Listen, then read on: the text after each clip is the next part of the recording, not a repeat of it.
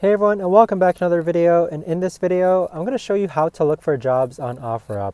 So this video is going to be particularly useful for individuals who need a job, and just recently, OfferUp came out with an update that actually allows you to look for jobs.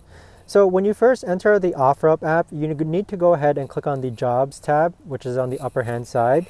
And then this is where you could actually go ahead and filter out jobs. So you can filter out based on the type of job that you're looking for. So here we have health, catering, admin, logistics, and gig work.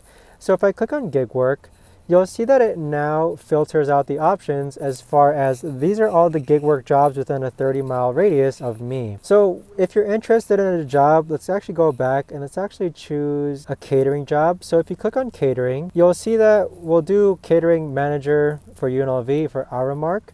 If we click on that, you can see the job description of what this employer is actually looking for.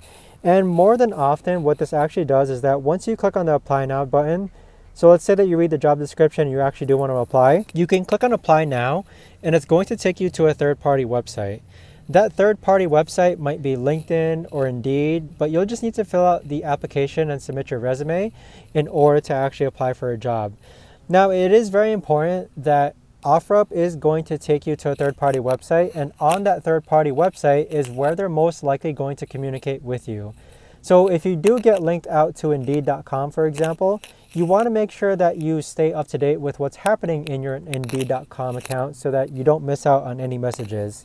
But that right there, guys, is the best and easiest way that I know of to actually go ahead and look for jobs on OfferUp. If you guys know of a better or easier way to actually do this, let me know in the comments down below. I would love to know. Thanks so much for watching, everyone, and I'll see you guys all in the next video.